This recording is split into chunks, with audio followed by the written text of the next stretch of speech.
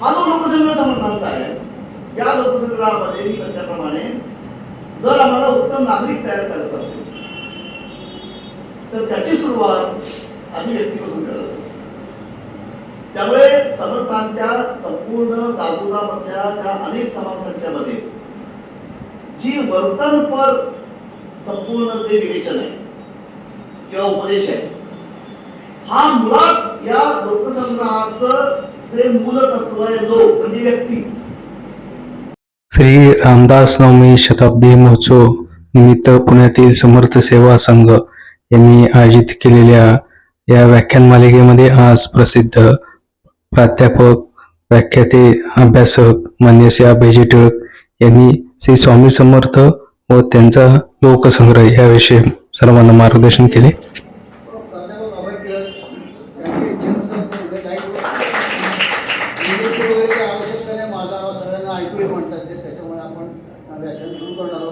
ते आता त्यांची ओळख म्हणजे स्तंभलेखक म्हणून ओळख करून द्यायची का, संपादक म्हणून ओळख करून द्यायची का, प्राध्यापक म्हणून ओळख करून द्यायची का, संत साहित्याचे अभ्यासक वारकरी म्हणून ओळख करून द्यायची. ते वारकरी पण आहेत, संत साहित्याचे अभ्यासक रामदासांचे पण भक्त आहेत. असे त्यांचे विविध गुण आहेत. ते काय काय सांगायचे मला समजत नाही आहे.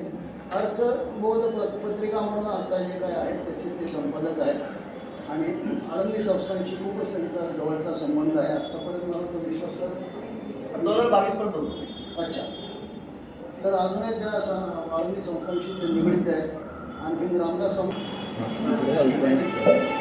समर्थाच्या सेवका क्रमाहे असा सर्वमंगली कोणाहे जयाची रामनिधी लोकदेवी उपेक्षी करा रामदासानी जय जय. राष्ट्रवादीचा गेली 100 वर्ष या ठिकाणी जो अभ्यास सेवा आयोजित करण्यात येतोय, त्याच्यामध्ये या 100व्या सप्ताहामध्ये सेवा करण्याचं संधी आणि योग मला लागला. त्याच्याबद्दल हा योग आहे आणि तो ज्यांच्यामुळे आला ते रमणनंदन रूपानंद कुलकर्णी यांचा, त्याबद्दल मी अत्यंत ऋणी आहे. 100 वर्ष एखादा उपक्रम चालू ठेवणं ही अजिबात सोपी गोष्ट नाही. पुण्यामध्ये 100 उलटून गेलेल्या अनेक संस्था आजही कार्यरत आहेत आणि ज्या समर्थांचा आज आपण विचार करणार आहोत त्या समर्थांचा जो एक शब्द आहे मंडळी, त्याला आजच्या भाषेमध्ये आम्ही संस्था म्हणतो.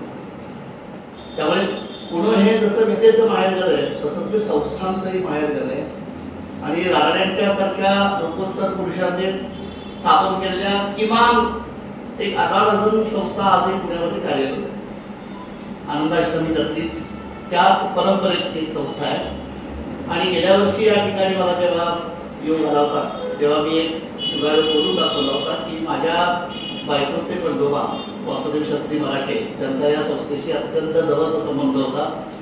ते प्रकांड पंडित आणि शास्त्री होते आणि आनंदाश्रमाच्या इथल्या या संस्कृत छापखान्यामध्ये जे ग्रंथ छापले जायचे त्याचं मुद्रित शोधन करण्याचं अतिशय अवघड काम ते करायचे. त्या संस्थेमध्ये मला दुसऱ्यांदा आज सेवा मिळाली. त्याच्याबद्दल नंदनी तुम्हाला अत्यंत मनपूर्वक धन्यवाद. सुरुवात करण्यापूर्वी 2 गोष्टी मी अत्यंत नम्रपणे नमूद करणार आहे आपल्यापुढे. पहिली गोष्ट म्हणजे की थोडा वेळ तारखेचा अदलाबदल करायला लागली त्याच्याबद्दल नंदूजींनी पण मला सहकार्य केलं आणि डॉक्टर मनीषा भाटे यांनी पण सहकार्य केलं. कारण 6 तारीख ही आधी मला दिलेली होती पण थोडा घोटाळा झाला म्हणून मी त्यांना विनंती केली. त्यांनी ती उदाहरण कारणाने मान्य केली. हे पहिलं, त्यामुळे त्यांचे आधी आभार मानतो. होते आज आपण ज्या बद्दल समर्थांचं कार्य समजावून घेण्याचा प्रयत्न करणार आहोत, समर्थांचा लोकसंग्रह, मी हे केवळ तोंडेतलं आता म्हणत नाहीये. अतिशय प्रामाणिकपणे मी आपल्याला सांगतो की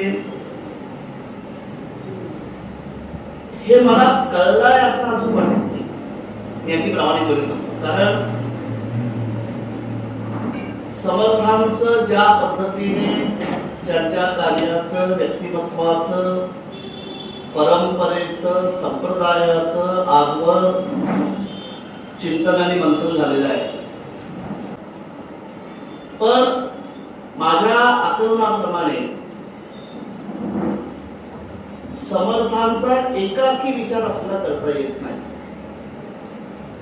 जरी संप्रदाय समर्थांचा समर्थ संप्रदाय किंवा रामदासी संप्रदाय म्हणून वेगळा संप्रदाय हा जरी असला तरी तो वेगळा आहे पण अलग नाही, हा थोडा आपण भाग लक्षात ठेवूया. कारण समर्थ 1608 ते 1682 हा समर्थांच्या दशकाचा कालखंड आहे. 1608 मध्ये तुकोबांचा जन्म झाला. म्हणजे हे दोन्ही महापुरुष एकाच वर्षामध्ये या महाराष्ट्रामध्ये काय चालू महाराष्ट्रामध्ये काय म्हणूया अवतरले. दोघांच्या मध्ये अगदी काही दिवसाचा अंतर आहे. कारण वसंत पंचमी हे तुकोबांचा जन्मतिथी मानली जाते आणि समर्थ आणि तुकोबा यांच्या आधी केवळ 10 वर्ष एकनाथ महाराज समाधी झाले. कारण 1533 ते 1599 इसवी सन असा नाथांचा कालखंड आहे आणि त्याच्यानंतर 10 वर्षांनी बरोबर समर्थ आणि तुकोबा जास्त इथे आगमन झालेलं आहे. समर्थांच्या पूर्वी जी जवळपास 400-450 वर्षाची परंपरा जी आहे ती सगळी भागवत धर्माची आणि त्या भागवत धर्माचे जे अनुयायी आहेत त्याला आम्ही वारकरी. आज सुद्धा म्हणजे मला मनीषाताईंच्या या ठिकाणी सेवा झालेली आहे. मनीषाताई ज्या पद्धतीने सध्या अभ्यास करतायत त्यांचं निरीक्षण असं आहे की महाराष्ट्र आणि महाराष्ट्राबाहेर जिथे म्हणून समर्थांचे किंवा समर्थांनी स्थापन केलेले जे मठ आहे अनेक मठांच्यामधनं वारकरी परंपरेमधल्या अनेक साहित्याचं जतन आजही झालेलं आहे. त्याचा अभ्यास अजून फार कोणी केला नाही, तो आता मनीषाताई करतायत. पण साधारणपणे 19व्या शतकाच्या उत्तरार्धात किंवा 20व्या शतकाच्या प्रारंभामध्ये किंवा प्रारंभी ज्या पद्धतीने रामदासी आणि वारकरी असं बंधू महाराष्ट्रामध्ये निर्माण झालं, पुढे ते जिथं जागतं ठेवलं गेलं, आजही ते जिवंत आहे. त्याच्यामध्ये अनेकांचे हित म्हणजे हीन असे हितसंबंध गुंतलेले आहे. त्याला जातीचा एक पदर चिकटलेला आहे. हे सगळे आपण पदर बाजूला ठेवले आणि केवळ एक अत्यंत मोठी परंपरा या महाराष्ट्रामध्ये की जिने महाराष्ट्राचं मन घडवलेलं आहे आणि त्या परंपरेमधले 5 महापुरुष जर आपण एकत्र बघितले म्हणजे ज्ञानदेव हा आरंभबिंदू ठरला आणि समर्थ हा जर ह्या परंपरेतला म्हणजे जाणीवपूर्वक या परंपरेतला म्हणतोय कारण जे आपण म्हणणार किंवा जे माझं आकलन आहे की कुठेही आपल्याला विलगतेचा धागा सापडत नाही. आपण अगदी नितळ दृष्टीने जर बघायला गेलो मी आपलं एक उदाहरण देतो. म्हणजे शब्दांच्या वापरामध्ये सुद्धा खूप साम्य आहे. तुकोबांचा एक प्रख्यात अभंग आहे होता, तीर्थी धोंडा पाणी देव रोकडा सज्जन. आता इथे तीर्थी धोंडा पाणी याचा अर्थ तीर्थामध्ये फक्त धोंडा पाणी असतं असा इतक्या वाच्यार्थाने घ्यायचा नाही. सर्वत्र जी भागवत धर्माची धारणा आहे की सगळ्या विश्वामध्ये एकच तत्व एकच परतत्व अंतर्बाह्य भरलेलं आहे. तुकोबा असं म्हणतात की तोच न्याय तीर्थक्षेत्राला पण लागू आहे की तिथलं म्हणजे प्रत्येक तिथला कण हा त्या परतत्वाच्या अस्तित्वाने व्यापलेला आहे. पण त्याचं मूर्तिमंत दर्शन हे सज्जनांमध्ये दिसतं. त्यामुळे तीर्थी धोंडा पाणी देव रोकडा सज्जने असं ते म्हणतात. समर्थांचं बरोबर असंच एक असेच एक काय म्हणतो ओळ आहे की जनी जनार्दन आहे परी तो सज्जनी वसे. म्हणजे सगळ्याच जीवांच्या मध्ये त्या परतत्वाचं अधिष्ठान आहे, मात्र त्याची प्रकर्षाने प्रतीती जी येते ती सज्जनांच्या मध्ये येते. हा जो सलगतेचा प्रवाह आहे, हा सलगतेचा प्रवाह कुठेतरी आपण नितळ बुद्धीने, आस्थेवाईकपणे आणि जबाबदार जिज्ञासेने थोडा अभ्यासावर अशी माझी आपल्याला विनंती आहे. याचं कारण असं आहे की वारकरी असो अथवा समर्थ असो, दोघांच्या मागे जे विचारांचं संचित आहे ते भागवत धर्मच आहे. समर्थांनी दासबोधाच्या प्रारंभी कुठल्या कुठल्या ग्रंथांचा माझ्या या विवेचनाला आधार आहे असा उल्लेख केलेला आहे. त्याच्यामध्ये गीता हा एक ग्रंथ आहे, किंवा अनेक गीता समर्थांनी बघितल्याचा समर्थांनी उल्लेख करून ठेवलेला आहे. आणि गीता जो आहे हाच मुळी भागवत धर्माचा आधार ग्रंथ आहे. म्हणजे श्रीमद भगवद्गीता आणि श्रीमद भागवत हे दोन ग्रंथ जे आहेत, ही संपूर्ण भागवत धर्माची जी वैचारिक चौकट आहे किंवा मूल्य संचित जे आहे ते या दोन ग्रंथांच्या मध्ये आपल्याला शब्दबद्ध झालं आढळतं. हा जो विचार आहे भागवत धर्माचा, याचे माझ्या दृष्टीने हे दोन पैलू आहेत.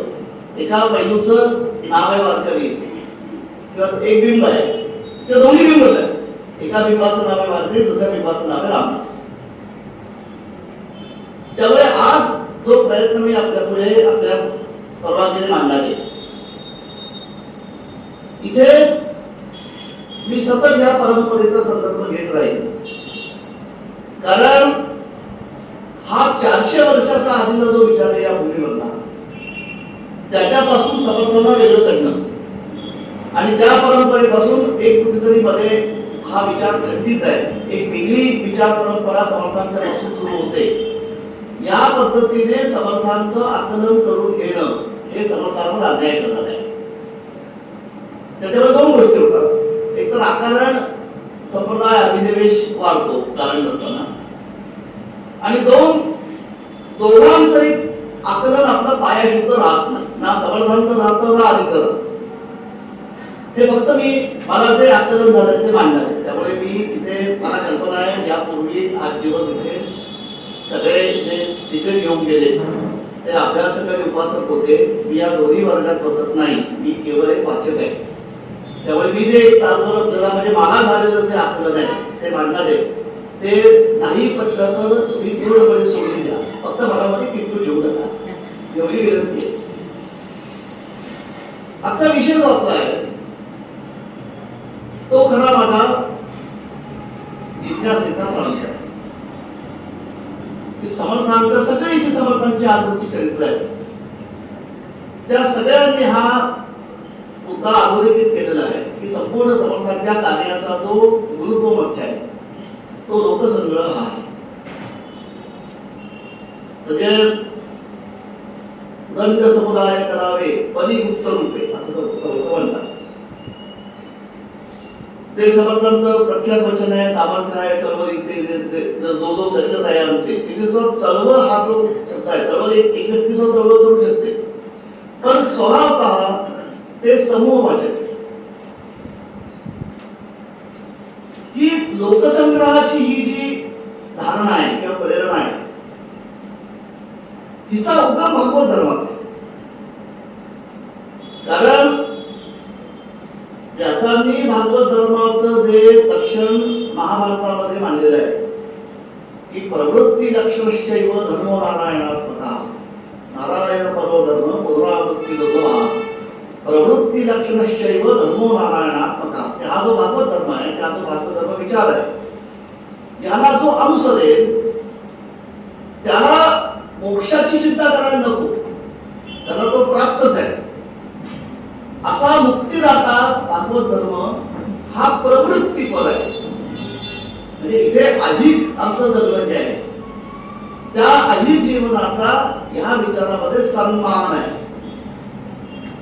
मोक्ष ही जरी अंतिम गंतव्य किंवा प्राप्तव्य असलं चतुर्विध पुरुषार्थांमधलं, तरी तो 4था पुरुषार्थ आहे. त्याच्या आधी धर्म, अर्थ आणि काम हे 3 पुरुषार्थ आहेत की जे आमच्या प्रवृत्तीपर जीवनाचा अंग आहे.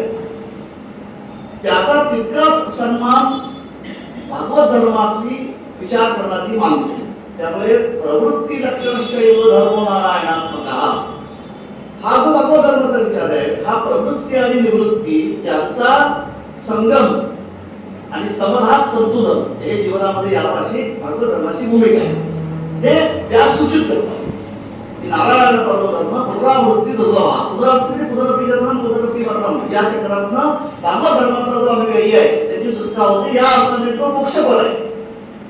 पण त्याच वेळी तो केवळ मोक्षाची उपासना करायला शिकवत नाही, तो आमच्या लौकिक जीवनाचा सुद्धा धारणा करण्याची त्याची अत्यंत आस्था आहे. या अर्थाने तो प्रवृत्तीपर आहे. समर्थांचं संपूर्ण आपण जीवनाने कार्याचं बघितलं तर ही जी विचारांची दिशा आहे ही कुठेही केवळ मी वारकरी आहे म्हणून मी ओळखण करत नाही.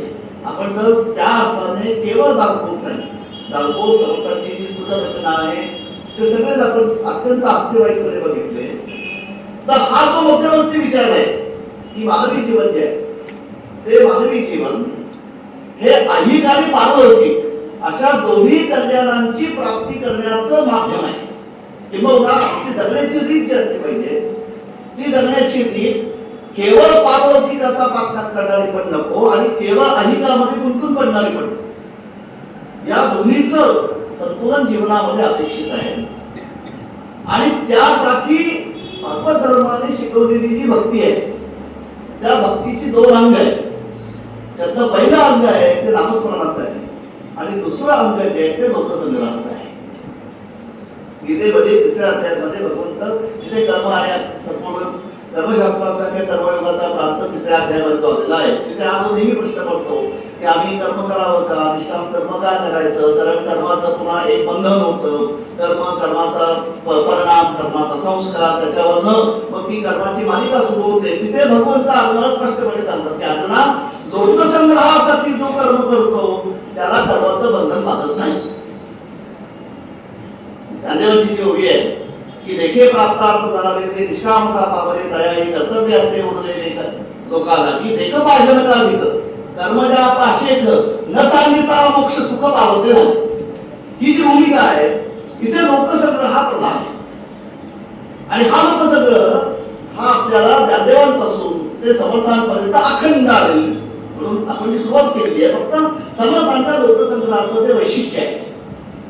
ते वैशिष्ट्य आधीच्या 400 वर्षामध्ये लोकसंग्रहाचा जो विचार आलेला आहे त्याचा अत्यंत सुस्पष्ट आणि व्यवहार्य रूप म्हणजे हा लोकसंग्रह कसा करायचा हा जो समर्थांचा साक्षी आहे तो समर्थांच्या या संपूर्ण विचारामध्ये आपल्याला दिसतो. म्हणून आपण समर्थांचा लोकसंग्रह जो बघणार तो मुळामध्ये ही संकल्पना काय आहे, तिचा आधीचा धागा काय आहे आणि मग समर्थांचं त्याच्यात वेगळेपण काय दिसतं हे आपण बघण्याचा प्रयत्न करणार. समर्थांनी शिवरायांना उद्देशून हे तो धर्मसंस्थापनेचे नर असा अत्यंत गोड विशेषण वापरलेले आहे की शिवरायांचं जे ज्या विभूती आहे ते कोण आहे हे धर्मसंस्थापनेचे नर आहे. ते धर्माची संस्थापना करतात. आता कुठला धर्म आहे अपेक्षित हे जर आपण नीट बघूया. काय झालं इथे मी जे म्हणतो सतत की वारकरी आणि रामदास किंवा समर्थपूर्व म्हणजे नाथांपर्यंत किंवा तुकोबांपर्यंतची सुद्धा परंपरा आणि त्यांच्याबरोबर समर्थ यांच्यात जो आंतरिक संवाद आहे किंवा आंतरिक मेळ आहे त्याचे पदोपदी आपल्याला उदाहरण मिळतात. मी उदाहरण देतोय. नामदेवांचा अभंग आहे जम्मू या द्वीपामाची पंढरपूर नाव धर्माचे नगर देखा विठू पाटील त्याचे नाव होता. चला जाऊ त्याच्या टाळ्या काही भोजन मागाया गा विठोबाचा धर्म जागो त्याचे चरणी लक्ष लागू. नामदेव विठोबाचा धर्म शब्द वापरतात. समर्थांनी राघवाचा धर्म जागो शब्द वापरलेला आहे.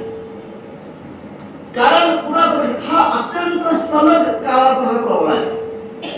नामदेव विठोबाचा धर्म जागो त्याचे चरणी लक्ष लागू गा म्हणतात. समर्थांची उभी अशी आहे राघवाचा धर्म जागो अधर्म रे भागो अज्ञान निर्सुनिया विज्ञानी लक्ष लागो. एका ठिकाणी नाव विठ्ठल आहे आणि एका ठिकाणी नाव राम आहे. तेवढंच फक्त फरक आहे. विठोबाचा धर्म लागो राघवाचा धर्म लागो. मूळ विचार धर्म आणि धर्म विचार जागला पाहिजे हा. पण हा धर्म कुठला आहे? हा धर्म हिंदू नाही मुस्लिम नाही पारशी असा येते. हा विठोबाचा धर्म आहे किंवा राघवाचा धर्म आहे. म्हणजे कोणाचा धर्म आहे आणि त्या धर्माचा आविष्कार काय आपल्याला, तर मुळामध्ये धर्म या संकल्पनेचं औचित्य काय. आणि समर्थ देवा राघवाचा धर्म दाखव म्हणतात, त्या नामदेवराय जेव्हा विठोबाचा धर्म दाखव म्हणतात, त्यावेळी त्या धर्माची चौकट किंवा त्या धर्माची पाया भरणी कोणत्या मूल्यांवर झालेली आहे आणि कोणत्या मूल्यांवरती होणं समर्थाना आणि या परंपरेला अभिप्रेत आहे ते आपण जाणू. भागवत धर्माची जी व्याख्या आहे त्याची एक व्याख्या अशी आहे की जो भगवंताने कथन केला आहे तो, अशी सारी त्याची व्याख्या आहे. भागवत धर्माची एक व्याख्या ती आहे. आता इथे भगवंत नावाचा शब्द आहे ना, हा गमतीशीर, हा ज्ञानदेवांनी पण वापरलेला आहे आणि समर्थांनी तो रामाच्या संदर्भामध्ये स्पष्ट केलेला आहे.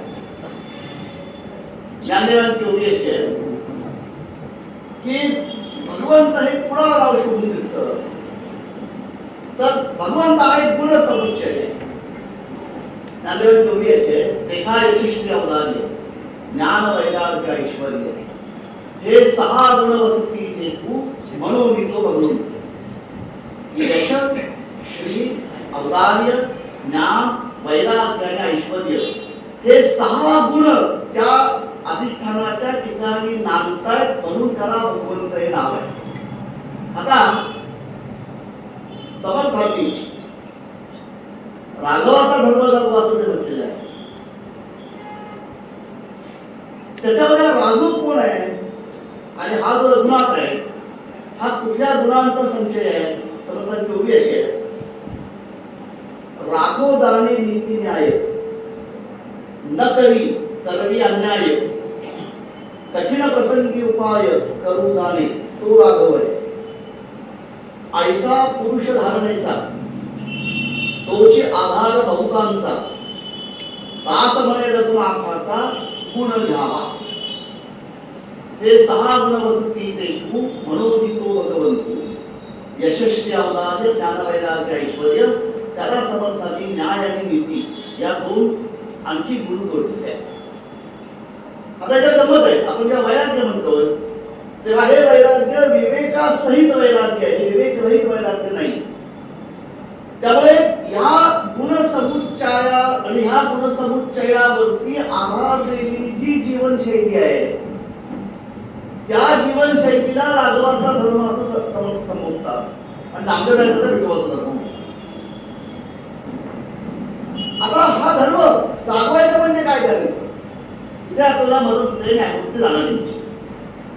न्यायमूर्ती महानगोविंद राणांची जी धर्मपर व्याख्यान आहे त्याच्यामध्ये 8वं व्याख्यान जे आहे ते धर्माचा हेतू काय असं राणांनी त्याच्यामध्ये मांडलेलं आहे. आणि तिथे अभिप्रेत धर्म जो आहे तो भागवत धर्म आहे, कारण त्याची शीर्षकच होई भागवत धर्मपर व्याख्यान असा राणांची व्याख्यान आहे. ते जे व्याख्यान आहे त्याच्यामध्ये 3 मी आपल्याला वाक्य वाचून दाखवतो आणि मग त्याचा लोकसंग्रहाशी संबंध कसा जाऊन जुळतो ते आपण पुढे बघूया. रानडे असं म्हणतात की ज्या पद्धतीने आमची धर्म या संकल्पनेची ढोबधारणा आहे की धर्माचरण करावं, धर्मंच धर्माने वागलं की कल्याण होतं.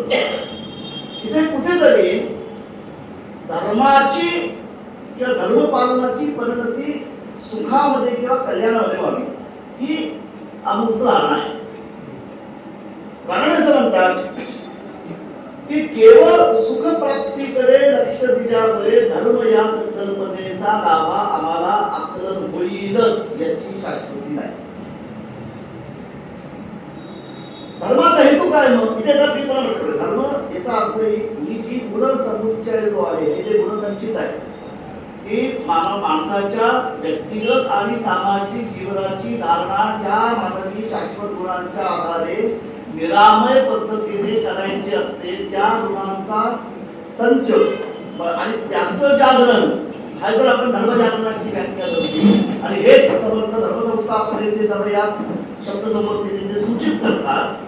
त्या धर्माचरणाचा हेतू काय आहे रानडे यांचं अत्यंत स्पष्ट प्रतिपादन असं आहे की एकंदर त्यांची शब्द ते बघू शकता एकंदरीने नागरिकपणा अथवा सुधारणा म्हणजे चांगल्या गुणांचा अतिशय असणं हा नियम आहे. धर्माचरण कशा करता करायचं? धर्माचरण उत्तम नागरिक बनण्यासाठी करायचं. धर्माचा जो हेतू आहे तो धर्माचा हेतू आहे. त्या व्याख्यानाची शेवट जो आहे तो शेवट न्यायमूर्ती म्हणतात की विकास अधिक होणे आणि क्षमता अधिक येणे हाच नागरिकतेचा मुख्य हेतू होय. हेच नागरिकतेचे मुख्य लक्षण. धर्माचाही प्रकार व हेतू असाच आहे. धर्म ही जी संकल्पना विठोबाचा धर्म लागू किंवा राघवाचा धर्म लागू या दोन्ही शब्दसंबंधीबद्दल सूचित होती आणि रघुनाथाचा गुण घ्यावा हे समर्थ त्या गुणांचा न्याय आणि नीती याचा उल्लेख करून सांगतायत. आणि याच्या आधी 6 गुण ज्ञानदेवांनी सांगितलेले आहेत. या जाणीवेतनं आमचं व्यक्तिगत आणि सामाजिक जीवन व्यतीत होणं आणि याचा परिणाम याची पद्धती माणूस म्हणून आमच्या जगण्याचा स्तर उंचावणं. आम्ही नागरिक या पदामध्ये ज्या गुणांचा आढळ हा अपेक्षित आहे त्याला पात्र होणं आणि पात्र होण्यासाठी आम्हाला एक आचारसंहिता घालून देणं हे धर्म या संकल्पनेचं या दोन्ही महापुरुषांना जे अभिप्रेत अंग आहे ते न्यायमूर्ती इथे मांडले. हा जो भागवत धर्म आहे किंवा हा जो धर्म आहे भागवताचे धर्म होता पण हा धर्म किंवा ही जी एक जगण्याची रीत आहे ही जगण्याची रीत इथे आपल्या सार्वजनिक जीवनामध्ये आणि व्यक्तिगत जीवनामध्ये प्रस्थापित व्हावी म्हणून ती 12व्या-13व्या शतकापासून हा जो संत विचार इथे मांडण्यात आलेला आहे. त्याने जी भक्ती संकल्पना मांडलेली आहे त्या भक्ती संकल्पनेची 2 अंग जी आहेत नामचिंतन आणि लोकसंग्रह त्याच्यामध्ये आंतरिक नातं आहे जे आपल्या समर्थांच्या सुद्धा जीवनामध्ये दिसतं. याचं जे नामचिंतनाचं अंग जे आहे हे मेल्यानंतर मुक्ती मिळावी म्हणून नाही. ते ज्ञानदेवांचा अतिशय स्पष्ट निर्देश आहे की मोक्ष मेल्याप्रती होईल आमासी म्हणती ते एका अतिमूर्ख. समर्थांनी सुद्धा मूर्ख लक्षण सांगितले पण ज्ञानदेवांसारखा माणूस सुद्धा की मोक्ष आम्हाला मेल्यानंतर मोक्ष मिळावा म्हणून जर कोणी नामचिंतन करत असेल तर ते भ्रामक आहे. मग नामचिंतन कशासाठी आहे? नामचिंतन चित्तशुद्धीसाठी आहे. ज्याला लोकसंग्रह करायचा आहे त्याने स्वतःची आधी चित्तशुद्धी करणं आवश्यक आहे. हा या दोन्ही बद्दल अत्यंत सूक्ष्म भाग आहे. आता ह्या चौकटीमध्ये जेव्हा आपण समर्थांचं जीवन बघायला लागतो तेव्हा समर्थांच्या जीवनाचे जे 20 म्हणजे 12 वर्षाचे 4 ठळक टप्पे दिसतात.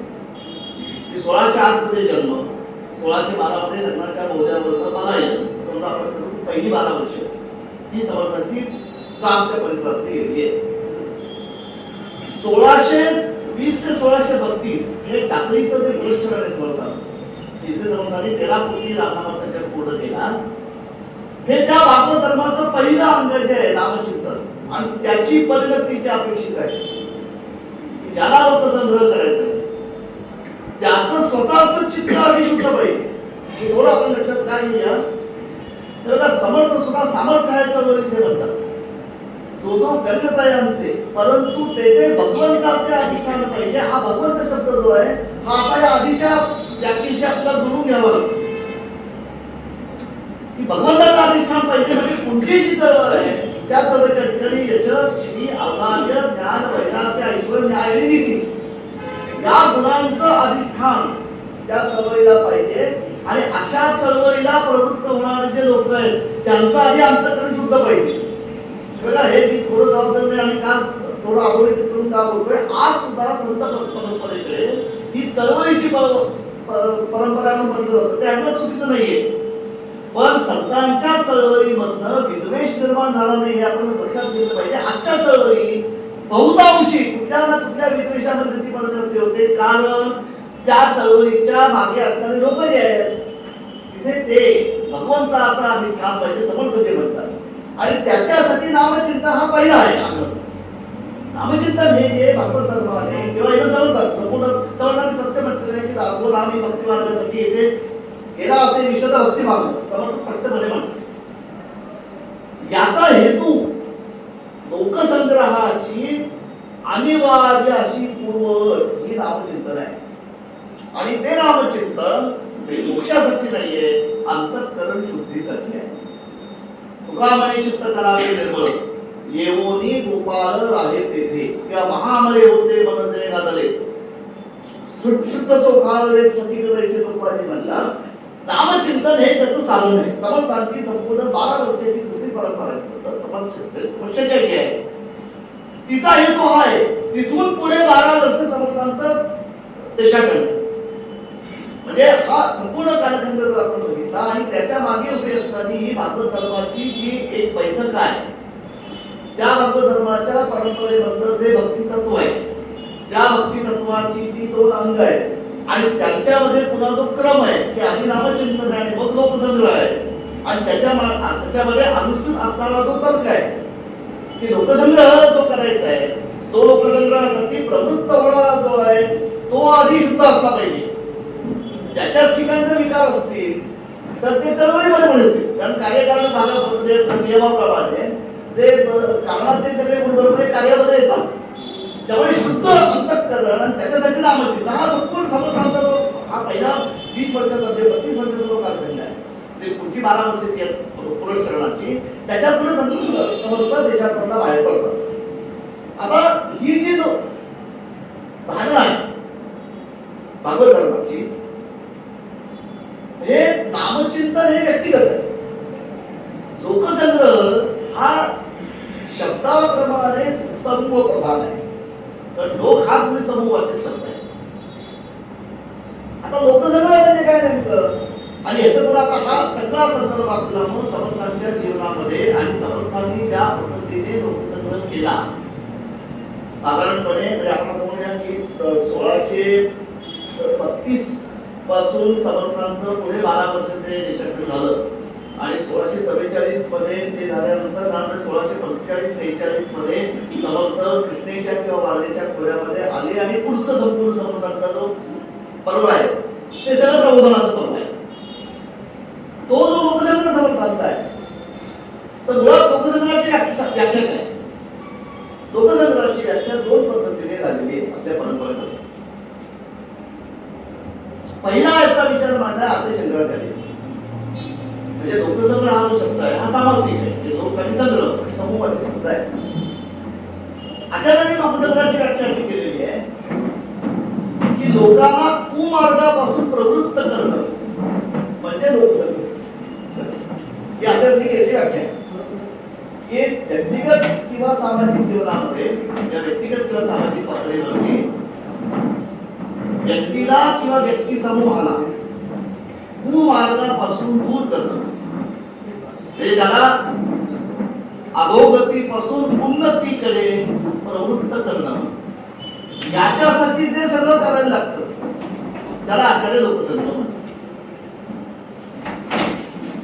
आता हे जर आपण लक्षात घेतलं की लोकसंग्रहाचा मूळ गाभा आहे की समाजातल्या व्यक्तीला कुमार्गापासून परावृत्त करून सन्मार्गाकडे किंवा उन्नतीकडे जर प्रवृत्त करायचं असेल तर त्याच्यामध्ये लोकशिक्षण हा अत्यंत महत्वाचा घटक आहे. त्यामुळे लोकसंग्रहाच्या संदर्भामध्ये लोककल्याण आणि लोकशिक्षण ही त्याची पुढची 2 अंग होती. हे आपण ह्या दृष्टीने समर्थांकडे पुढे होतो. संपूर्ण समर्थांचं वाङ्मय आहे ज्याला आम्ही समर्थ विचार म्हणतो. तो समर्थ विचार या चौकटीमध्ये जर आपण समजावून घ्यायचा प्रयत्न केला तर त्याच्यात कुठेही आंतरिक विसंगती दिसत नाही. आणि आधीची 400 वर्ष आणि त्या 400 वर्षामध्ये महाराष्ट्रामध्ये इथे प्रस्थापित असणारी विचारसरणी आणि समर्थ यांच्यामध्ये कुठे विसंवाद सुरू होतो पण कुठे खंड पण दिसत नाही. हा एक सलग प्रवाह आहे. त्याची अभिव्यक्ती वेगवेगळी आहे. अभिव्यक्ती वेगळी काय ते आपण समजावून घेऊया. लक्षात घेऊया.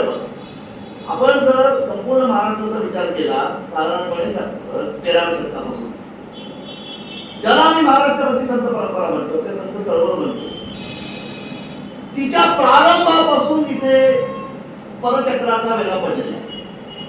म्हणजे 1296 मध्ये राज्य समावेश झाले.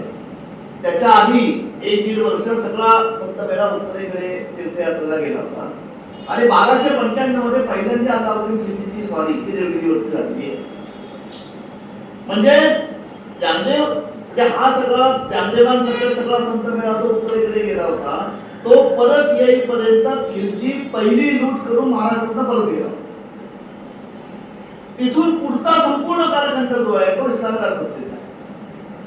म्हणजे नाथांच्या काळात तर त्या इस्लामी राजसत्तेचा माध्यम नाही, कारण 1565 मध्ये विजयनगर साम्राज्य उठले. त्यामुळे हा संपूर्ण कालखंड जो आहे हा कालखंडच मुळी इस्लामी सत्तेचा वरचष्मा, त्याच्यामुळे विस्कळीत झालेली इथली समाज जीवनाची घडी आणि त्याच्यामुळे सर्वत्र पसरलेली एक प्रकारची अस्थिरता याने गजबजलेला हा कालखंड आहे. इथे परिवर्तन किंवा सुरुवात होते, याला परिवर्तनाची सुरुवात होते शाही राजापासून. म्हणजे साधारणपणे 17व्या शतकाचा प्रारंभ आणि 1630 मध्ये शिवरायांचा जन्म आणि 1648 मध्ये स्वराज्याची शपथ घेतल्यानंतर पुढे स्वराज्याचा सगळा जो कालखंड सुरू झालाय.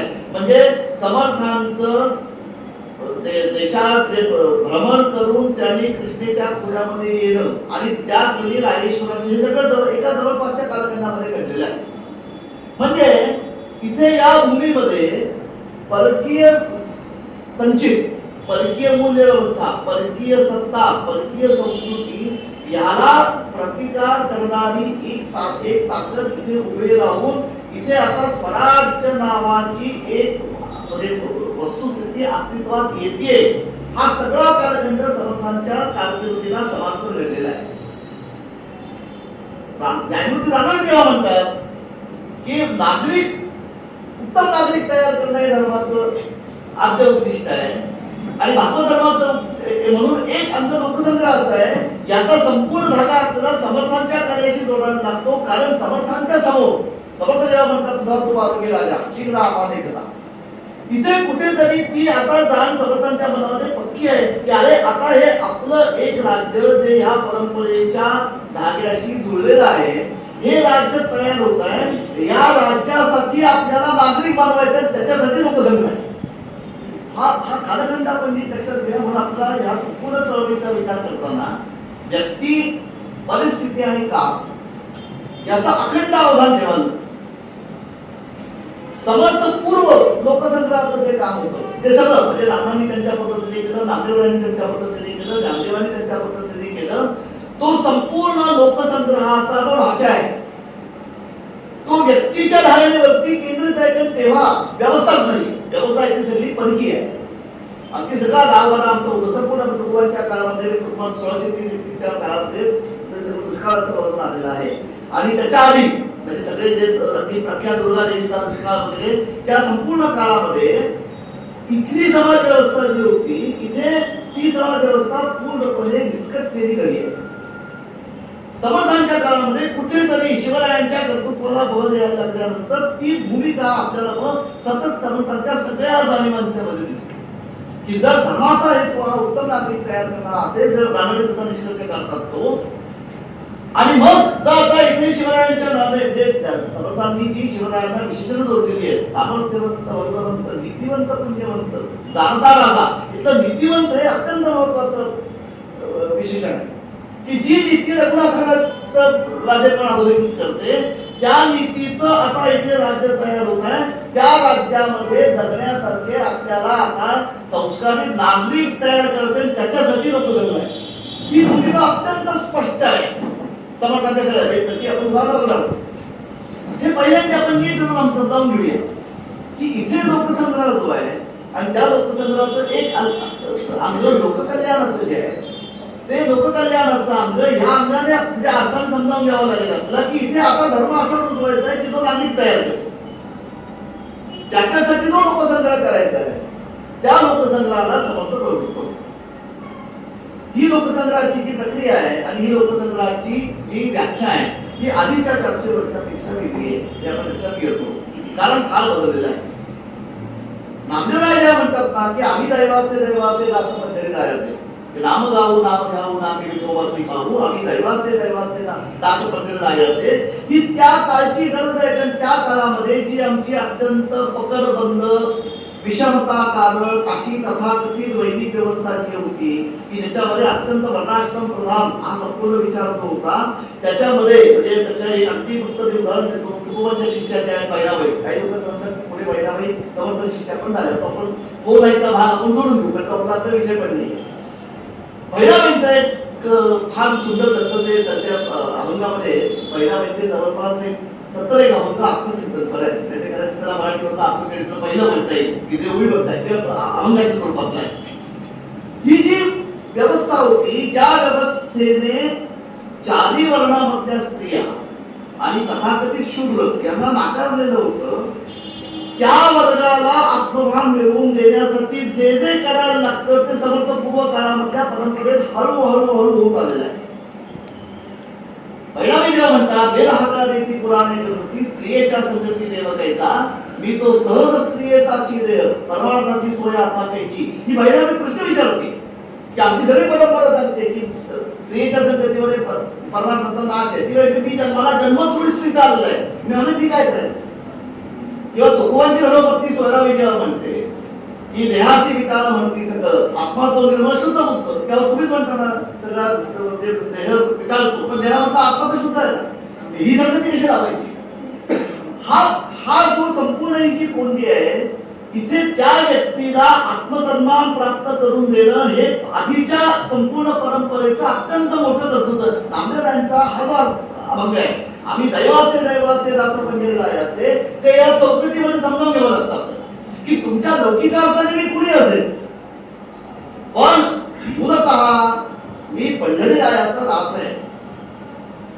किंवा महाराज चौघराय म्हणतात वाघविकौ मुद्रा नामाची, किंवा नामदेवांचा अभंग की तैसा मी एक पतित परी तुझा मुद्रांकित, पाहे पार भजेचे शिरगोट राया जतन करिता कष्ट, तैसा मी एक पतित परी तुझा मुद्रांकित, ही जाणीव या संपूर्ण जो समाज राजकीय दृष्ट्या पारतंत्र्यामध्ये आहे, ज्याची सामाजिक वीर विस्कटलेली आहे, जी काही धर्मव्यवस्था आहे ती कुठेतरी अत्यंत भेदकारक किंवा विषमता प्रधान आहे. अशा व्यवस्थेमध्ये त्या व्यवस्थेने नाकारलेले किंवा कडेवरती सरकवलेले जे समाज घटक आहेत, त्यांना पहिल्यांदी आत्मगुण किंवा आत्मबळ प्रकट करणं हे आधी झालेलं आहे. आता असा जो समाज आहे की जो बऱ्यापैकी आता शिवकालापर्यंत निदान महाराष्ट्राच्या एका थोड्या भूभागावरती तरी बऱ्यापैकी सुसंघटित झालेला आहे, तिथे आता काहीतरी नागरिकत्वाच्या खुणा निर्माण करण्यासाठी परिस्थिती झालेली आहे. या परिस्थितीचे लोकसंग्रह करायचा आहे, ते समर्थांचं ते सगळ्यात मोठं कर्तृत्व आहे. समर्थांचा लोकसंग्रह जो आहे तो लोकसंग्रह म्हणून आपल्याला ह्या संपूर्ण पार्श्वभूमीवरती समजावून घ्यावा लागतो. आणि हे उभे असताना एकीकडे समर्थांच्या संपूर्ण तीर्थाटनामधनं जी डोळ्यासमोर दुस्सह स्थिती आलेली आहे ती शिवरायांचा उदय आणि राज्यसंस्था नावाची एक व्यवस्था आता या भूमीमध्ये निर्माण झालेली आहे. या राजसत्तेशी धर्मसत्तेचं नातं कसं असावं हा अत्यंत लोकसंग्रहाच्या दृष्टीने तिसरा कळीचा प्रश्न समर्थांना पुढे सोडवायचा आहे, तो समर्थांनी त्यांच्यापर्यंत सोडवलेला आहे. समर्थांची बघा आपण हे सगळे वाजत असतं किंवा संदिग्ध बाबी आहे तिथे आपण जायला नको, कारण त्याच्यामुळे काही क्षेत्रामध्ये फरक पडत नाही. समर्थांची शिवरायांची भेट झाली होती का नाही झाली हा आपण एक मुद्दा बाजूला घेऊ. जे पत्र पाठवले समर्थांनी ते पत्र मात्र सगळ्यांनी सर्व मान्य आहे. त्या पत्रावरती शेवटची ओळी अशी आहे, तुमचे देशी वास्तव्य केले परंतु वर्तमान नाही घेतले, ऋणानुबंधे विस्मरण झाले बा काय ही समर्थ अत्यंत नम्रपणे शिवरायांना म्हणतात की अहो तुमच्याच प्रांतामध्ये मी इतके दिवस राहतोय, आजवर आपल्या भेटीचा संबंधामध्ये कुठे योग आला नाही. उदंड राजकारण कटले तेने चित्त विभागले, समर्थ शेवटी म्हणतात प्रसंग नसता निर्वे क्षमा केली पाहिजे. मी तुमच्याच राज्यामध्ये राहतो पण आजवर आपल्या भेटीचा योग आला नाही, कदाचित तुमच्या मागे राजकारणाचा व्याप खूप असल्यामुळे आपल्यामध्ये अंतराय पडला, म्हणून मी आपलं लिहिलंय, पण मी कारणाशिवाय लिहिलंय म्हणून मला क्षमा इतका नम्रपणा आहे. यातलं तुमचे ऋषी वास्तव्य केले परंतु वर्तमानाला नाही घेतले. तिथे समर्थांच्या माध्यमातून अध्यात्म सत्ता आणि राजसत्ता यांच्या स्वायत्त संबंधाचं अतिशय मार्मिक अधोरेखन आहे. या दोन्ही सत्ता स्वायत्त आहेत. अध्यात्म सत्ता तिच्या ठिकाणी आहे, राजसत्ता तिच्या ठिकाणी आहे. दोन्हीच्या कक्षा या समर्थांचं, म्हणून मला समर्थांचं इथे अत्यंत मोठं कौतुक का वाटतं की जी अध्यात्म सत्ता आहे त्या अध्यात्म सत्तेचं राजसत्तेशी सापेक्ष नातं काय असावं हे समर्थ अधोरेखित करतात त्यांच्या वर्तनामधून. तुमचे ऋषी वास्तव्य केले परंतु वर्तमान नाही घेतले. मी इथे टीका करत नाही हा, पण राजसत्तेकडनं मला काहीतरी मिळावं म्हणून अर्ज फाटे करण्यात समर्थ गुंतले नाही पुढे, कारण ती अध्यात्म सत्तेची ती अपेक्षा करण्यात काही अध्यात्म सत्ते हा. हे बघा, हे दोन्ही महापुरुष एका काळातले तुकोबा म्हणतात की आम्ही ते सुखी म्हणा विठ्ठल विठ्ठल बुकी तुमचे येर विठ्ठ धन ते वज वृत्तिके समान, किंवा तुकोबा म्हणतात तुमच्याकडे आजपर्यंत आलो नाही कारण तुमच्याकडे मला काही नकोच आहे. तुमच्याकडे येण्याचा एवढा शीट तरी माझ्या पाण्यात का द्यावा मी. ही जी एक हा जो हे जे आत्मबळ आहे, ही जी स्वायत्तता आहे, ही स्वायत्तता लोकसंग्रहाच्या दृष्टीने, कारण लोक नावाचा जो समाज आहे हा समाज तसा धर्मविचाराच्या, जात विचाराच्या, प्रांत विचाराच्या आधिपत्याखाली असता कामा नये, तसा तो राजसत्तेच्या सुद्धा गुलामीत असता कामा नये ही जाणीव समर्थांच्या ठिकाणी अत्यंत ज्वलंत आहे. त्या दृष्टीने शिवराय आणि समर्थ यांच्या परस्पर नात्याचा जो संपूर्ण पट आहे तो समर्थ त्या पहिल्या पत्रात स्पष्ट करताय. रामवंदे विश्वनाले बा काय लिहिलो उदंड राजकारण पिकले केली चित्त विभागले प्रसंग नसता आलेली क्षमा केली पाहिजे.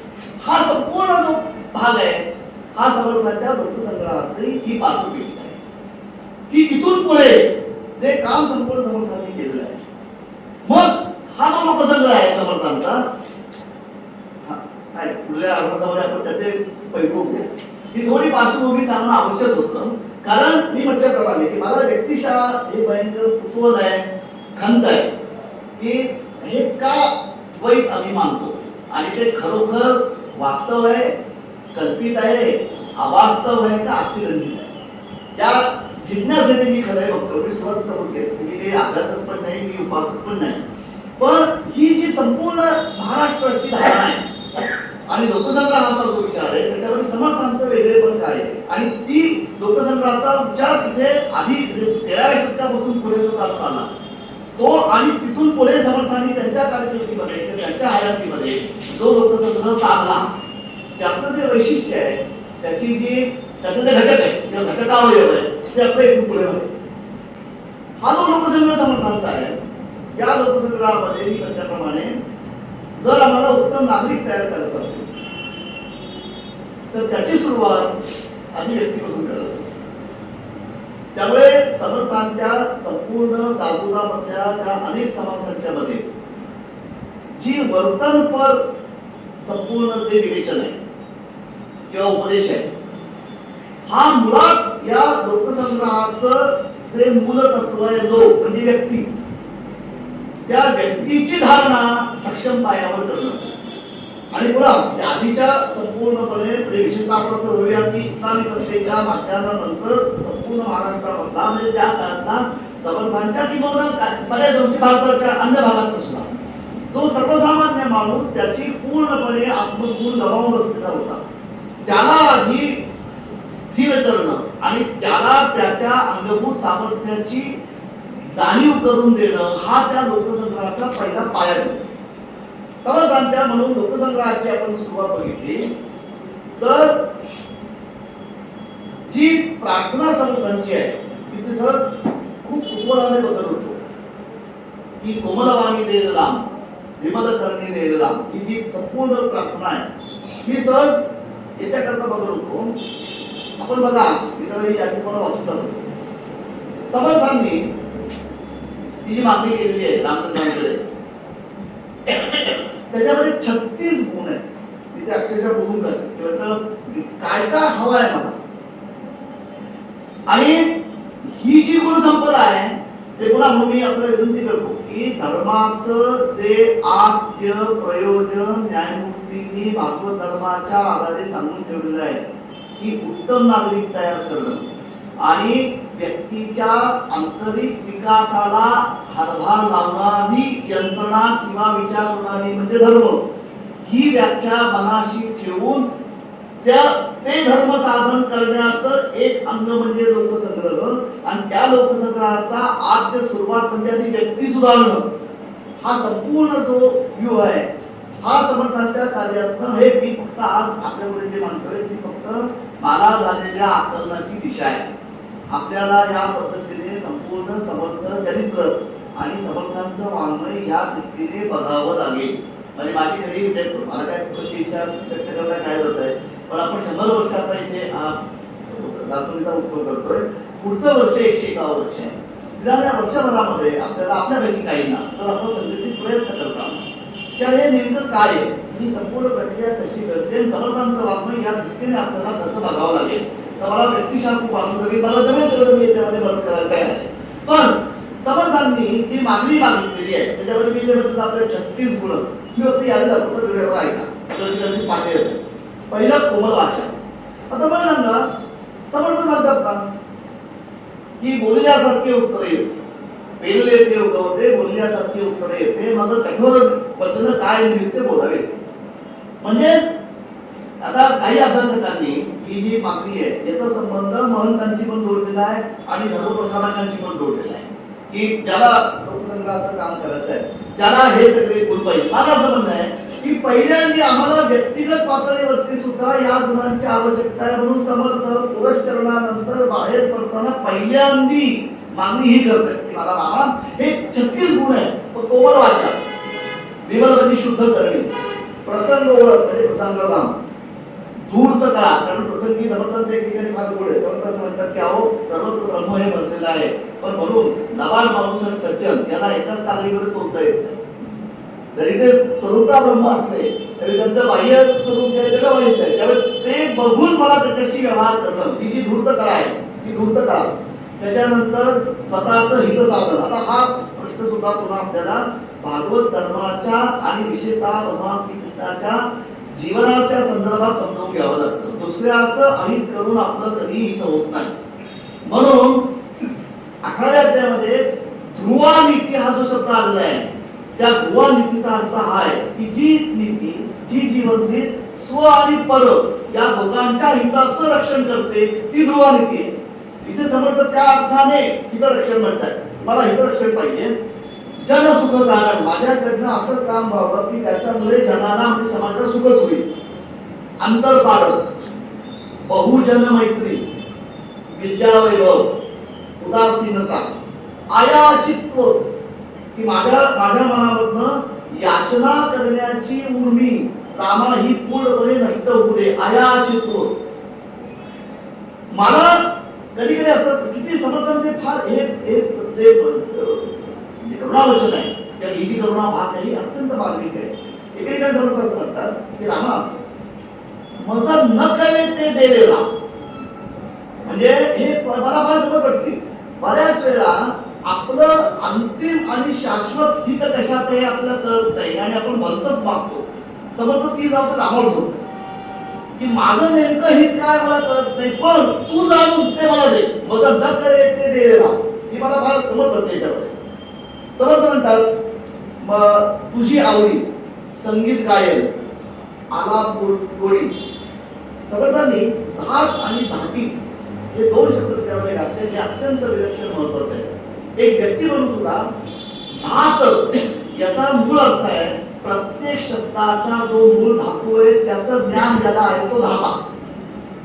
म्हणजे आम्ही जो शब्द वापरतो म्हणजे ज्याला आपलं आयुष्य घडवायचं आहे प्रसंगात ज्याला पुढे लोकसंग्रह करायचा आहे त्याच्या बोलण्याचं आपण म्हणतो की अहो त्या शब्दाचा मला नीट अर्थ कळला नाही किंवा मला असं म्हणायचं नव्हतं पण माझ्याकडून तो शब्द निघून गेला. त्याच्याकरता त्या प्रत्येकाला धात म्हणजे शब्दाच्या मूळ धातूचं त्याची व्युत्पत्ती काय आहे आणि त्या धातूमधला तो धातू कुठल्या क्रियेचा वाचक आहे याचं ज्ञान पाहिजे. समर्थ रामाचं ते मागतात, रामा भात माता दे राम, म्हणजे मला भात होते. पुढची मागणी समर्थांची आहे भाती म्हणजे शैली, ती लेखनाची असो किंवा बोलण्याची असो.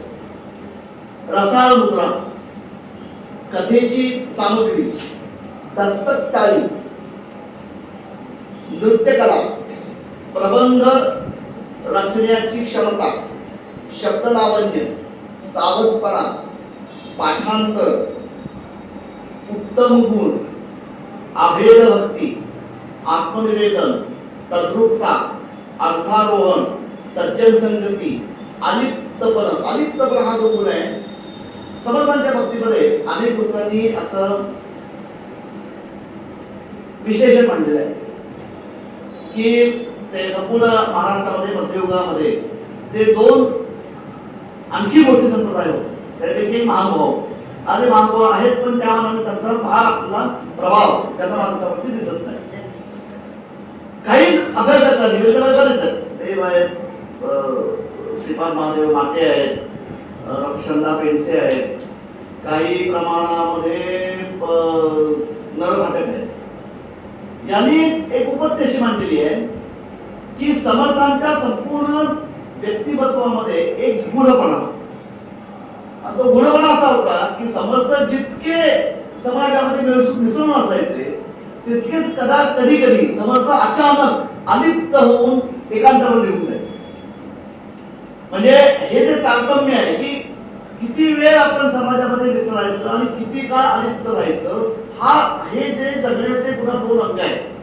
समर्थ असं म्हणतात की ते अलिप्तपण हे मला आवश्यक आहे, ते मला पाहिजे, आणि उपाधी शून्य साक्षात्कार हे 36 गुण आहेत. आता हे 36 गुण समर्थ का मानतायत? कारण पहिलं समर्थांचं तुम्हा आम्हाला जे सांगणं आहे म्हणजे लोकसंग्रहाचा जो आद्य उगम व्यक्ती सुधारणेपासून आहे, समर्थांचं पहिलं सांगणं असं आहे उत्तम गुण किती घ्यावे. आणि समर्थांनी रामाकडे जे मांडलेलं आहे त्याच्यामध्ये हा 26वा गुण उत्तम गुण आहे की मला व्यक्ती म्हणून हे समर्थांचं जे लोकसंग्रहाचं तंत्र आहे त्याचा जो प्रवास आहे आणि त्याच्यावरती जे एक आंतरिक तर्क आहे तो अत्यंत वेगळा आहे की संग्रह करायचा आहे, पण संग्रह करण्यासाठी त्या संग्रहाचा जो मूळ घटकावयव म्हणजे प्रत्येक व्यक्ती आहे त्या व्यक्तीची आधी धारणा करणं आवश्यक आहे. त्याच्यासाठी जे लागेल ते समर्थ रामाकडे पर्याय ते लोकसंग्रहासाठी जे प्रवृत्त होते त्यांच्या ठिकाणी आधी ते गुण पाहिजे, मगच त्याने ते परावर्तित करावे. इतकी स्पष्ट समर्थांच्या ठिकाणी आहे. त्यामुळे उत्तम गुण ते घ्यावे समर्थ जे म्हणतात त्या उत्तम गुणांची यादी समर्थांनी इथे दिलेली आहे. पण केवळ उत्तम गुण असून भागत नाही. समर्थांच्या समोरचा त्या काळातला जो संपूर्ण समाज आहे तो समाज एकार्थाने संक्रमणावस्थेवर नाही. म्हणजे महाराष्ट्रामध्ये आदिलशाही निजामशाही या दोन शाया शेजारी आंध्रामध्ये याची कुतुबशाही, बिदर कर्नाटकामध्ये बिदरशाही आणि मध्यवर्त होणाऱ्या दिल्लीकर मुघलांच्या स्वाल्या या 5 शाह्यांच्या आक्रमणामधला जो समाज आहे हा त्या संपूर्ण काळामध्ये भयग्रस्त होता. आणि स्वराज्याच्या स्थापनेपासून ती जी एक आत्मबळ या माणसाला यायला लागलं त्याला सन्मुख करण्यासाठी समर्थांचं पुढचं जे व्यक्तिगत पातळीवरची जी धारणा आहे ती आहे धीर धरा तत्वा गडबडू हडबडू नका काळ देखोनी वर्तावे सांगावे भयपोटीचे. की केवळ उत्तम गुण असलेला माणूस लेचापेचा असून चालणार नाही.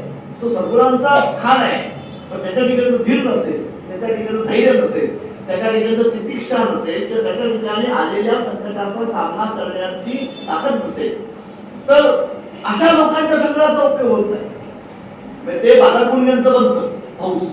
म्हणून समर्थांचा दुसरा जो गुण व्यक्तिगत पातळीवरचा समर्थ जो आग्रहाने सांगतात तो आहे की समाजामध्ये मुळामध्ये आधी समाज हा धैर्यशील बनला पाहिजे, त्याची सुरुवात व्यक्तीपासून आहे.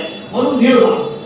संपूर्ण समर्थांच्या एकूण म्हणजे जे अनेक समाज आहेत त्या समाजांमधला जो समर्थांचा उपदेश आहे त्याची संपूर्ण जी भूमिका आहे त्याचा जो केंद्रबिंदू म्हणतोय तो व्यक्तीची धारणा आहे. आणि पुन्हा म्हणजे मी जे म्हणतोय की ते सलगतेचं जे एक भाग आहे की पुन्हा नांदेवांकडे गेलो की आम्ही दैवाचे दत्तास मंडळी गायचे की अरे हा सामान्य नाही, तू सामान्य नाहीस. किंवा दुर्वाच्याला म्हणतात की संकोचोने काय झाला असेल हे आपोषण ब्रह्मांडाचं की तुला तुझ्यात एवढी ताकद आहे, फक्त त्याची जाणीव करून दे. जे हनुमंताचा आम्ही रामायणात आहे की हनुमंताला तो 10 महिन्याचा शाप दिला होता.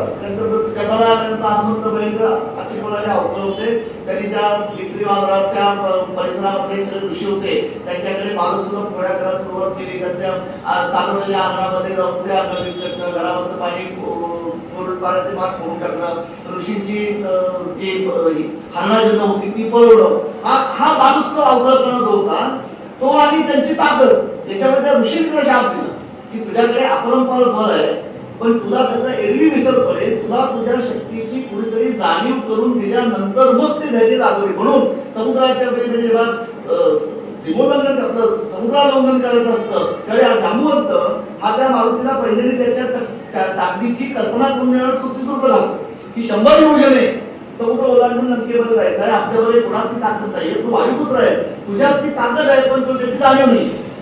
हे लोकसंग्रहाचं जे व्यक्तीच्या पातळीवरचं सूत्र आहे की मुळात ताकद आहे, फक्त तिचे कुणीतरी त्याच्यावरती दुग्ध घालणं आवश्यक आहे. समर्थांचा एकदा भाग तो आहे धीर धरा धीर धरा, पण त्याच वेळी केवळ धीर धरून चालणार नाही, तो धीर व्यवहारामध्ये उतरण्यासाठी शक्तीची उपासना ही तितकीच अवघड आहे. म्हणून मला या 2 पूजा उभ्या ज्या आहेत त्या अत्यंत महत्त्वाच्या की शक्तीने पावती सुखे, शक्ती नसता विटंबना, शक्तीने नेटका प्राणी, वैभवे भोगिता दिसे, म्हणून शक्तीची उपासना करा.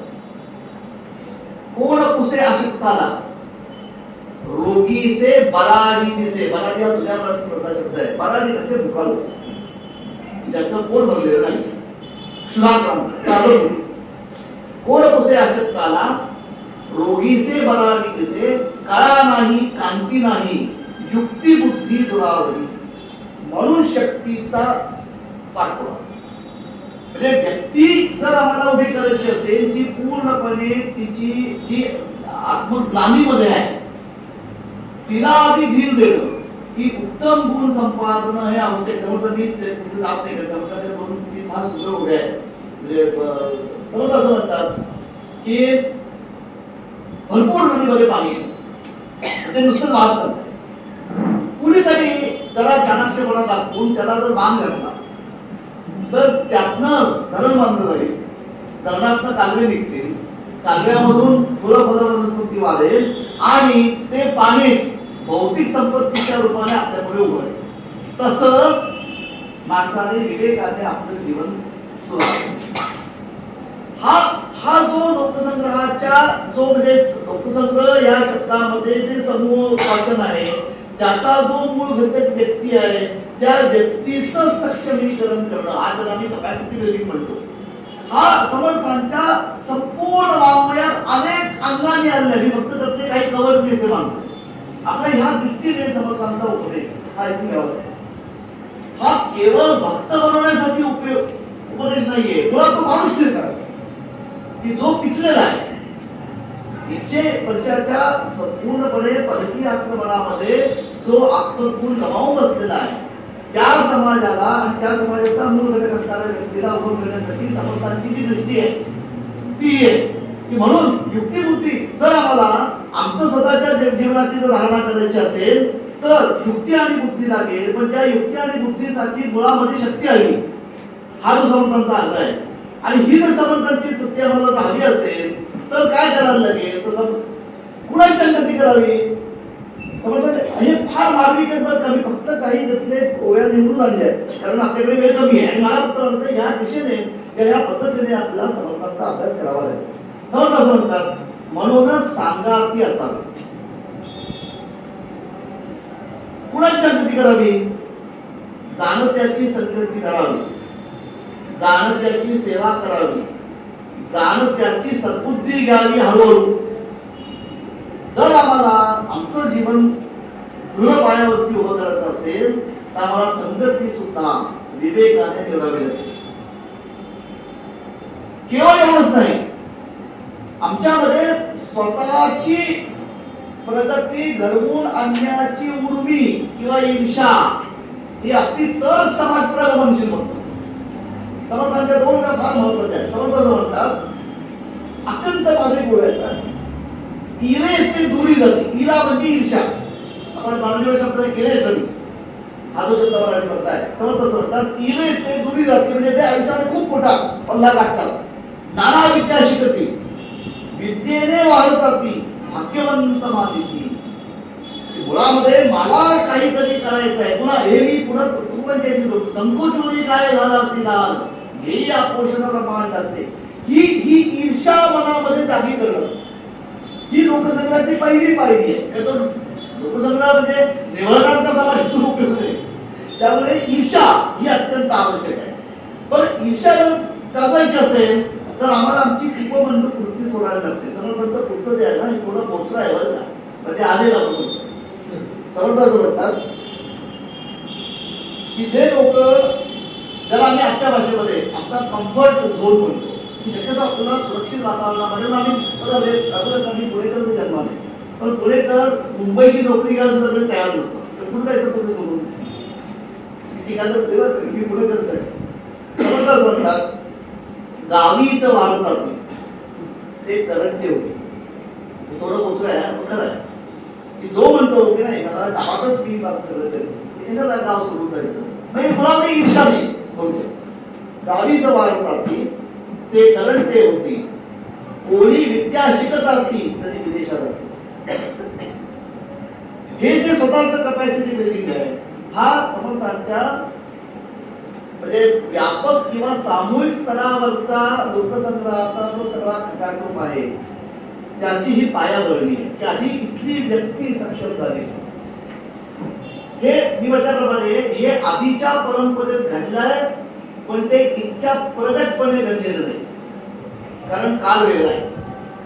आपल्याला एक आपण काय लक्षात ठेवूया, काळ, परिस्थिती आणि व्यक्ती या तिघांच्या मिश्रणामधनं कुठल्याही काळातलं वातावरण साकारत असतं. समर्थांचा काळ हा पूर्णपणे वेगळा आहे. आधी 300 वर्ष इथे काहीतरी झालेलं आहे, पूर्णपणे एक वेगळी उर्मी या भूमीमध्ये आलेली आहे. तिला सुसंगत समाज म्हणून बनवायचा आणि त्याची सुरुवात ही व्यक्तीपासून आहे. मग जर आपली सुरक्षित भूमी सोडून बाहेर जायचं असेल तर सगळ्या प्रकारच्या अनिश्चिततेचा सामना करण्याची तयारी होईल पाहिजे. आजच्या भाषेमध्ये रिस्क बेअरिंग कपॅसिटी म्हणतो.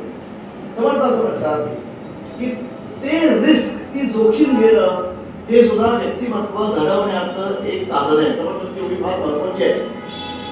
व्याप आटोप करती, हे आटोप सोडून जे व्याप आपला कक्षा विचारायचा प्रयत्न करतात, काय होतं त्यांना धके चपेटे सोसते, त्यांना परिस्थितीचे चटके खावे लागतात. तेरे प्राणी सदैव होती एकदा देखतात. त्या संकटांच्या मुळे किंवा परिस्थितीचे टक्के करून ते घालल्यामुळे माणसाच्या ठिकाणी जे सामर्थ्य येतं त्यामुळे माणूस दैववान बनतो. देखता देखता ही सगळी दृष्टी जी आहे ना, ही दृष्टी माणूस घडवण्याची. समर्थांच्या लोकसंग्रहाचं वैशिष्ट्य आहे की एकदम समर्थ समुदाय करायला लागत नाही. त्या समुदायाचा जो आद्य घटक आहे, मूल घटक, ती व्यक्ती किंवा तो माणूस हा आधी कसा आहे आणि तो आपला कसा बनवायचा आहे, हे भान समर्थांच्या ठिकाणी अत्यंत जागृत आहे. मग अशी माणसं तयार झाल्यानंतर ते होत राहतात. त्यांचं समूहामध्ये रूपांतर करण्यासाठी जो लोकसंग्रहात लागतो तो कसा असावा याचंही सूचन समोर. हे समर्थांच्या लोकसंग्रहाचं वैशिष्ट्य की साधन पण सांगतात, दिशा पण सांगतात आणि त्याच्यासाठी आवश्यक असणारी कार्यपद्धती पण समर्थ स्पष्ट करतात. हा जो लोकसंग्रहात आहे हा कसा असावा, हा इतका गोड शब्द येत नाही. समर्थ करतात ज्याला लोकसंग्रह करायचा आहे ना, त्याला पहिल्यांदा त्याचं आसन स्थिर करतो. त्याचं स्वतःची धारणा ही स्वच्छ पाहिजे, तो भजनशील पाहिजे. समर्थांचं बांधकाची लक्षण आहे ते आपण आता नको बघायचं, प्रांत म्हणते. समर्थांनी भजन ही जी गोष्ट आहे तिचा लोकसंग्रहाच्या दिशेने जो अर्थ लावलाय तो अफलातून आहे. समर्थांची ओळख अशी आहे, भेटो कोणी एक नर, धेर महार सांभार, त्याचे राखावे अंतर, या नाव भजन. हा लोकसंग्रहाचा पाय आहे की लोकसंग्रहामध्ये प्रत्येक व्यक्ती वेगवेगळी आहे, प्रत्येक व्यक्तीची गुण वैशिष्ट्य वेगळी आहे, स्वभाव वेगळे आहे, परंपरा वेगळी आहे, संस्कृती वेगळी आहे, संस्कार वेगळे आहे. मात्र त्याचं अंतर राखायचं हे लोकसंग्रहाचं पहिलं काम आहे. मी फक्त एक उदाहरण केवळ म्हणजे धागा जोडा म्हणून. आपल्याला सगळं माहिती आहे पैसा बंद काच कारखाना जो होता तो पैसा बंद काच कारखाना अंतर्गत काळे गावाच्या व्यवस्थेने सुरू केला. बिचारे सारे प्राथमिक शाळेमध्ये शिक्षक होते, पण त्याला तळमळली की आमच्या देशामध्ये गरिबी आहे, गरिबी दूर झाली पाहिजे, त्याकरता उद्योग उभारले पाहिजेत, उद्योगाकरता पैसा नाही कारण आम्ही गरीब आहोत आणि परतंत्र आहोत. मग भांडवल आणायचं कुठं? तर देशातल्या प्रत्येक माणसाला एक एक रुपया दिला ना, एक एक पैसा रुपया पण नाही तरी प्रचंड मोठं भांडवल उभं म्हणून तरी ती पैसा मंडळाची कल्पना करून नोकरी सोडून ते पैसा गोळा करून इंग्लंड तालुक्याला टाकतात. उभारायला थोडं विषयांतर होतं, पण हे समर्थन म्हणतात अंतर राखावं हे का आवश्यक आहे. तर अंताजी म्हणतात असं म्हणते की लोकांनी मला एक पैसा काय द्यावा, मी फटका मारू, माझ्यावरती काय विश्वास कोण ठेवेल म्हणून ते कीर्तन करेल. ते कीर्तन असं म्हटलं की दर मंगळवारी तुमचा कीर्ती प्रकाशित होतो, त्या आठवड्यामध्ये ज्या सगळ्या लोकांनी मला एक पैसा दिलेली असेल त्यांची नावे यादी मी तुम्हाला देतो की तुम्ही केसरीबद्दल प्रकाशित करा. म्हणजे माझ्यावरती विश्वास कोणी ठेवणार नाही, पण तुम्हाला तर कुणीच तुमच्या विश्वास सगळ्यांचा शब्दावरती विश्वास आहे. तर झाली प्रसिद्ध व्हायला लागली. अंताजी पंतांच्या कल्पनाची होती की टिळकांनी ह्या प्रयोगाचा आणखी हिरीकडे प्रसार करा. आता ते काही टिळकांना त्यांच्या बाकीच्या धामधुमी जमलं नाही.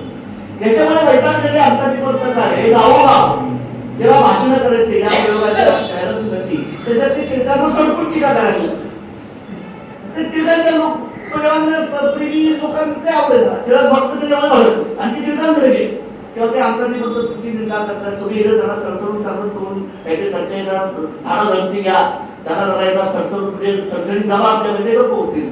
टिळकांनी ते ऐकलं नाही. ते बरेच दिवस झाल्यानंतर सतत ते टिळक भक्त तुम्हाला लावायचे, जेव्हा ते अंताजी पंत निंदा करतात, तुम्ही काहीतरी बोला, तुम्ही काहीतरी बोला, त्यावेळी टिळक एक वाक्य असं म्हणले की अहो तो माणूस त्याच्या बुद्धीप्रमाणे त्याच्या शक्तीप्रमाणे जीवापार राखा करता त्याला ते सुचतं ते करतो.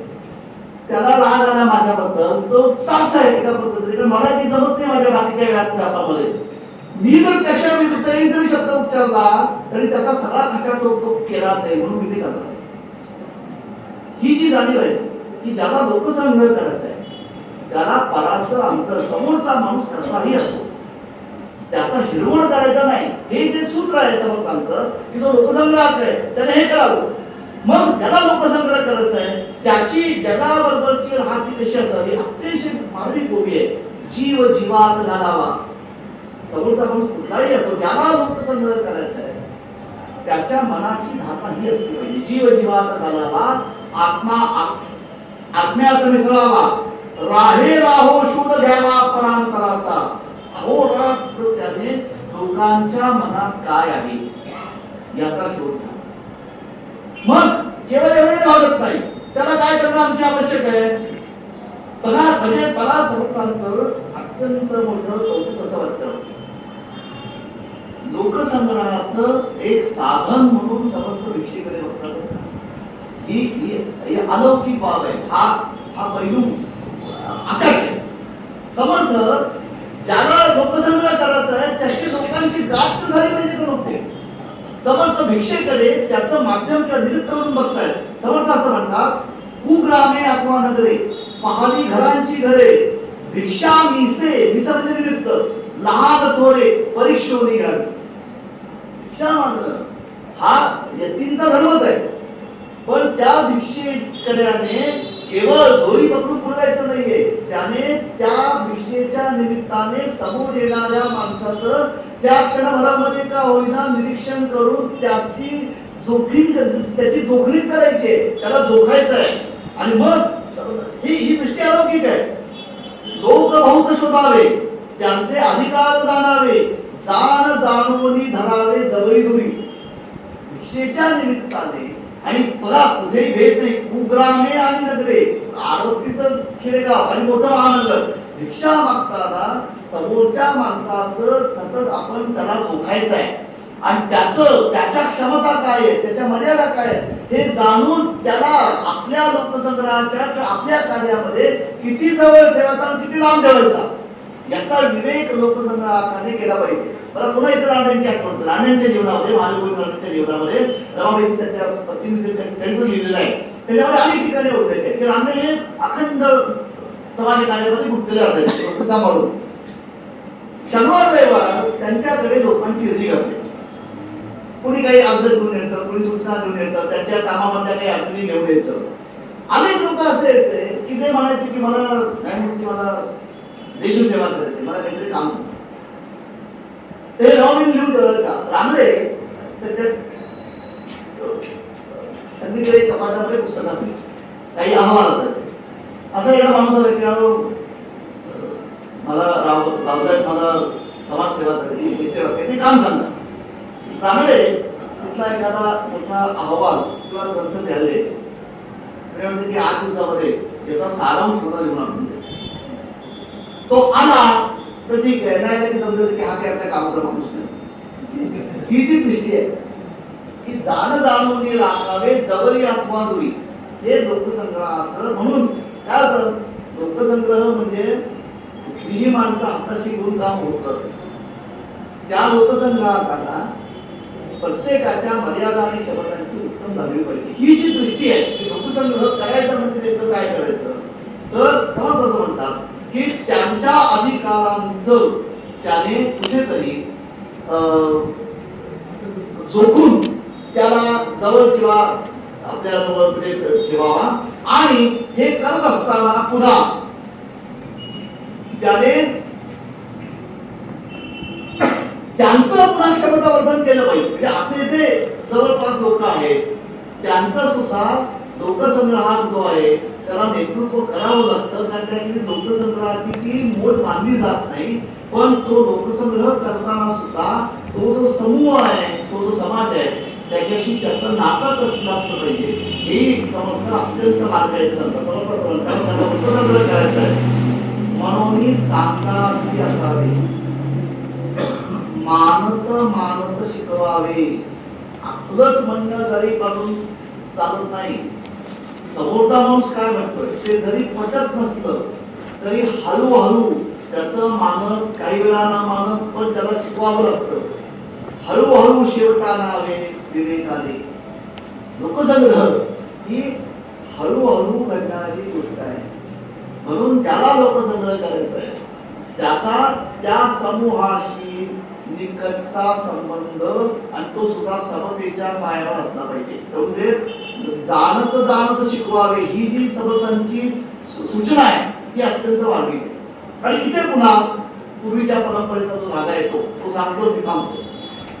हीच भूमिका रानडे वारंवार मानतो. राणांचा उल्लेख का करतोय तर राणांच्या जीवनामध्ये हे सगळं दिसतं. राणांचं एक वाक्य असं आहे की ज्याला समाजाचं धुरीणत्व करायचं, ते शब्द फार महत्वाचे आहेत ना. ते वाक्य असं आहे, असं रानडे असं म्हणतात की ज्याला समाजाचं धुरीणत्व स्वीकारायचं आहे त्याने समाजाच्या पुढे फक्त 2 पावलं चालू. हे अत्यंत मागणी. कारण तो जर बरोबर चालला तर पुढे दिशा दाखवायला पुढे जाणार नाही. कुठे जायचंय हे दाखवण्याकरता तो पुढे पाहिजे. पण तो जर मैलवर पुढे असेल तर त्याच्यामध्ये समाजामध्ये अंतर होतो, म्हणजे अनुबंधच राहते. हे जे मानत शिकवावे म्हणून सांगाती असावे, मानत शिकवावे, हे जे सूत्र आहे की ज्याला लोकसंग्रह करायचा आहे.